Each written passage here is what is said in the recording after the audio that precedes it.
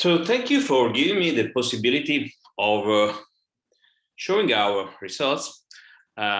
This work is done in collaboration with Antonello Ortolan and Gianni Carullo. Well, let me show you, to begin with, the outline of my discussion. Well, I will start describing how the gravitational field of the wave can be dealt with. And in particular, I will focus on the role of Fermi coordinates.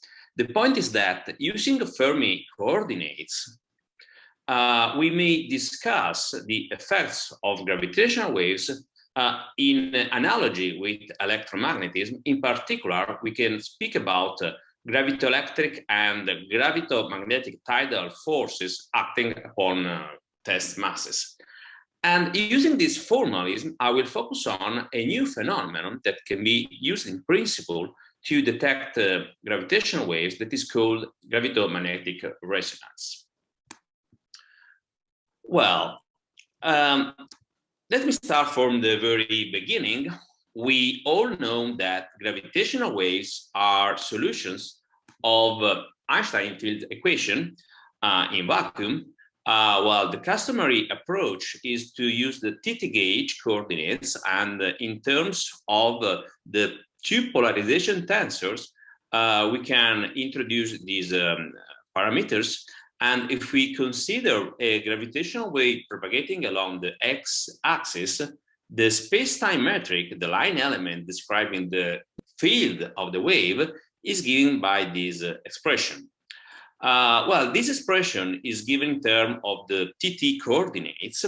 The point is that these coordinates have not a physical meaning. In fact, an inertial mass initially at rest does not change its coordinates due to the passage of the wave. But since these coordinates have not a physical meaning, this is not a problem, because if you want to look for the physical effect, we need to consider the physical distance between two test masses, and we see that this distance changes according to this relation, and this is due to the geodesic deviation of the Riemann tensor. Okay, this is the usual approach to the detection process of gravitational waves. Let me introduce a different approach that is based on Fermi coordinates. Fermi coordinates are introduced along an observer's reference world line in order to describe the local space-time measured by this observer that can be thought of as our laboratory frame. Well, we see here the general expression of the local Fermi metric, in which we see that there are two kinds of effect. In other words, this local space-time metric is determined by both the inertial effects that are due to the particular motion of the reference observer in the background space-time, and on the background space-time itself through the presence of the curvature effects that are determined by the Riemann tensor. So this is a very general expression of the space-time metric along a given observer world line in terms of inertia and curvature effects.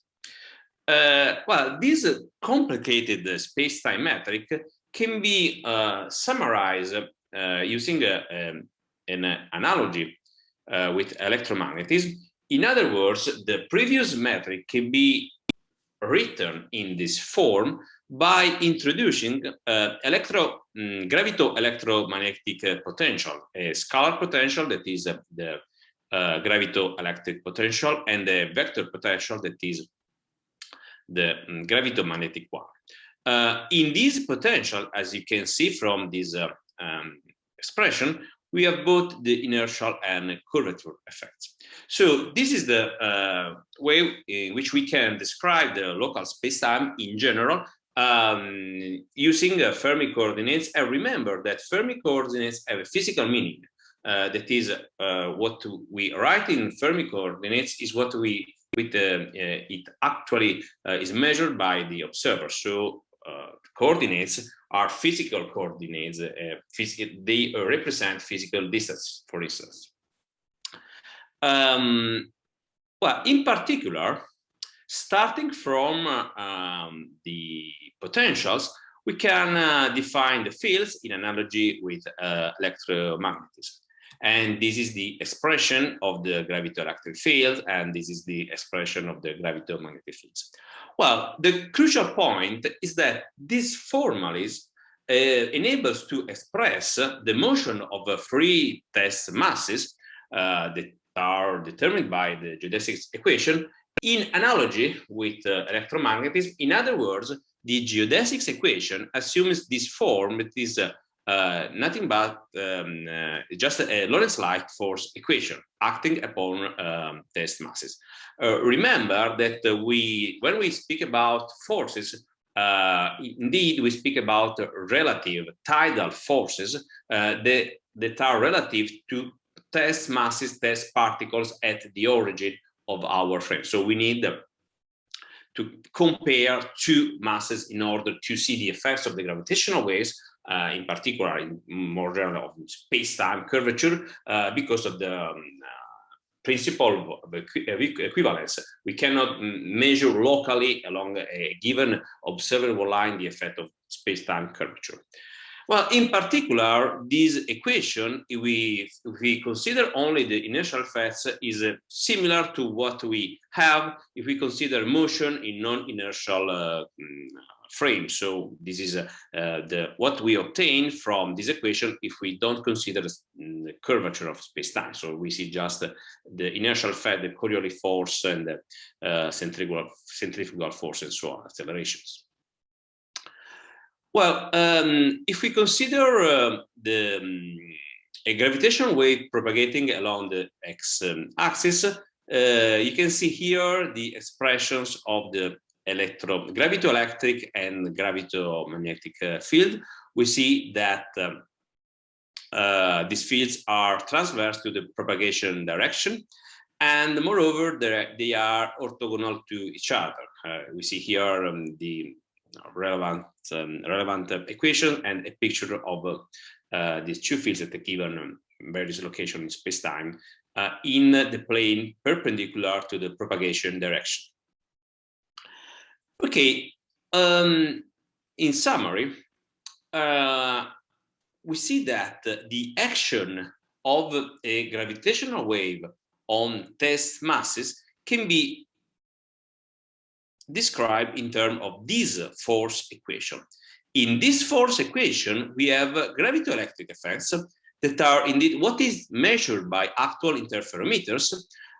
In fact, if we neglect the gravitomagnetic contribution, we can write this differential equation, solve this differential equation, and in particular, we see that the motion of a test mass relative to a reference mass at the origin can be easily deduced as a solution of this differential equation, a motion of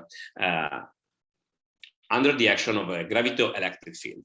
But we see that this formalism allows to introduce new effects that are due to the presence of a gravitomagnetic field. And in particular, we see that these effects are relevant for moving particles, and it is easy to show for spinning particles. Here we have classical expression of a spin evolution equation under the action of a magnetic field. So this is the crucial point, and in particular, we are going to suggest how this gravitomagnetic effect can be detected. Well, as I said before, using this formalism, we can suggest a new possible detection principle.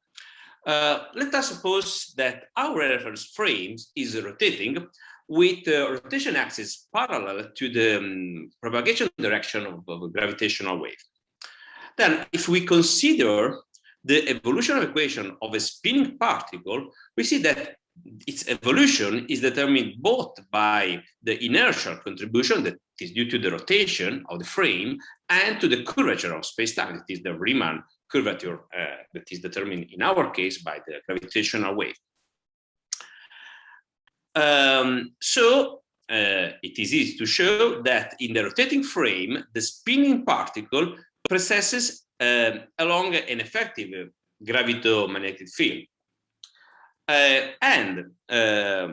In resonance condition, that is when the rotation rate of the frames equals the wave frequency, then the passage of the wave can completely flip the spin. And this is what we call gravitomagnetic resonance, in analogy to what happens in electromagnetic from spinning particle in a magnetic field. So this is a classical description of the phenomenon. This classical description, this classical approach can be translated into the language of quantum mechanics in terms of a probability transition for a two-level system. In this case, at resonance, the probability transition assumes the value 1 independently of the strength of the gravitomagnetic field, independently of the strength of the gravitational wave. In particular, we see that the time required for the reversal is inversely proportional to the gravitomagnetic field of the wave. And this is why high-frequency gravitational waves are ideal candidates. In fact, we must remember that the gravitomagnetic field of the wave is proportional to the square of the wave frequency. So we see that in this case, high-frequency waves are ideal candidates. Let me just point out another point. Notice that it is not necessary to physically rotate our reference frame if we exploit Larmor theorem, according to which there is equivalence between a system of electric charge in a magnetic field and the same system rotating with the Larmor frequency. So this is how we can produce the rotation, virtual rotation of the frame. In other words, we need to consider a magnetic sample in a magnetic field. Just let me summarize the idea. In order to see this phenomenon, we need to consider two samples of spinning particle, because the gravitational effects of the wave are relative, are tidal effects. The passage of the wave induces a relative precession of the spin, which in turn provokes a relative change of the magnetization, if we consider spinning electrical charge particles, which can be measured as a difference between the magnetic fields produced by the two samples. So this is the idea of how this phenomenon can be detected, using two samples and looking for the difference in the magnetization of the two samples that change because of the passage and the differential effects of the wave on the two samples. Well, we have seen that it is possible to use Fermi coordinates to describe gravitational waves. In particular, this leads to the possibility of emphasizing the effects of gravitational waves on test masses in terms of gravitoelectric and gravitomagnetic effects. In particular, we emphasize the role of the gravitomagnetic components. Indeed, current detectors are not sensitive to the gravitomagnetic part of the waves. And we suggested that spinning particle can be used as a probe to measure these gravitomagnetic effects connected to the passage of gravitational waves, in particular exploiting the phenomenon of gravitomagnetic resonance. In this framework, high-frequency waves are ideal candidates because the transition time for a two-level system is smaller for high-frequency waves. So these are the ideas, the fundamental idea that I wanted to discuss with you. Of course, we are at the beginning the study of this new effect, the gravitomagnetic resonance. And you can find more details in this publication, where you can see both the theoretical background and some suggestions for the detection process.